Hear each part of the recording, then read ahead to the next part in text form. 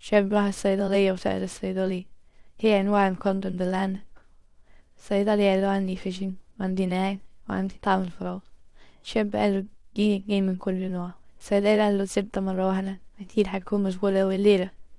الشاب قال له: أكيد حبيبتي عزماني على العشاء عند أهلها، هتعرفني عليهم، وبعد ما يناموا أنا وهي هنقوم بيوم.